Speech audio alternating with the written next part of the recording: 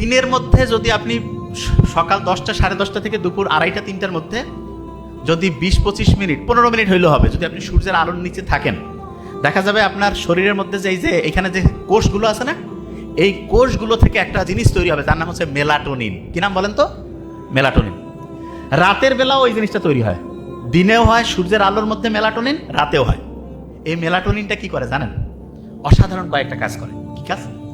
আমরা কই না যে ভাই ডিপ্রেশনে আছি, ডিপ্রেশনে পড়লে ডাক্তারের কাছে গেল, কিছু অ্যান্টি ডিপ্রেশন লিখে দিল, টাকা পয়সা দিয়ে খাইলো, ঘুমাচ্ছে। ওই মেলাটোনিন কি করবে জানেন? Natural anti depressant. তার মানেটা কি? আপনি যেই লোকটা ডিপ্রেশনে আছে তাকে দিনের বেলা সূর্যের আলোতে 20-25 মিনিট ঘুরাইলেন, তার শরীর থেকে মেডিসিন তৈরি হয়ে গেল, মেলাটোনিন। রাতেও সন্ধ্যার পরে, এশার নামাজের পরে সে হচ্ছে যে মোবাইল টোবাইল দেখে লাইট বন্ধ করে থাকলো, মেলাটোনিন তৈরি হইল। এই 2 বেলা তার মেলাটোনিন অ্যান্টি ডিপ্রেসেন্ট ওষুধ, কেমিক্যাল, এইটা শরীরের ফ্যাক্টরি থেকে তৈরি হলো। কোনো টাকা নাই, কোনো সাইড ইফেক্ট নাই, খালি ভালো উপকার। রাতে ঠিকভাবে ঘুম হবে, দিনের বেলা সে টেনশন ডিপ্রেশন ফ্রি হয়ে গেল। সুবহানাল্লাহ বলবেন না?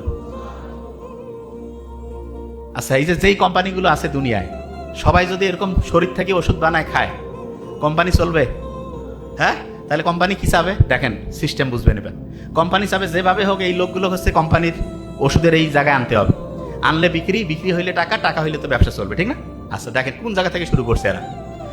ব্রয়লার মুরগির যে ডিম কারা কারা খান? হাত উঁচু করেন। সবাই খায়। আচ্ছা, এবার শুনেন, আমি কিছুদিন আগে ব্রয়লার মুরগি নিয়ে একটা স্পিচ দিয়েছিলাম। কিছু ব্রয়লার মুরগির ব্যবসায়ী বা অন্য কেউ, কি আমি জানি না, ওরা এসে আমাকে অফিস থেকে জানাইছে, ওরা এসে করছে, হ্যাঁ সারিলা কথা কেন করছে, যে আমাদের এটা সরকার খাচ্ছে অমুক তমুক। আচ্ছা, সরকার কি খায় সেটা আপনাকে আমি বলি, তাহলে শুনলে অবাক হবেন। আমেরিকার প্রেসিডেন্টও কিন্তু মুরগি খায়। খুব ভালো করে নোট করেন, খুব ইম্পর্টেন্ট।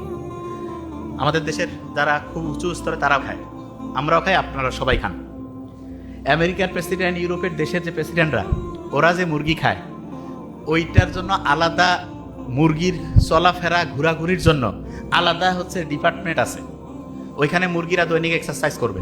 আপনি কি করছেন? হ্যাঁ, মানে বাজার থেকে আনলো মুরগি জব করে খাবে? নো, ওইখানে মুরগি এক্সারসাইজ করবে। এবং এক্সারসাইজের নিয়ম কি জানেন? সূর্যের আলোর নিচে তাকে এক্সারসাইজ করাইতে হবে। এবং মুরগির যে ঠ্যাং, সেইটা আবার মাটিতে মিশতে হবে। যে এটা কি বলছেন? ঘাস, মাটি, নেচারের সাথে কানেক্টেড থাকতে হবে। এইরকম করে মুরগি ঘুরতেছে ঘুরতেছে।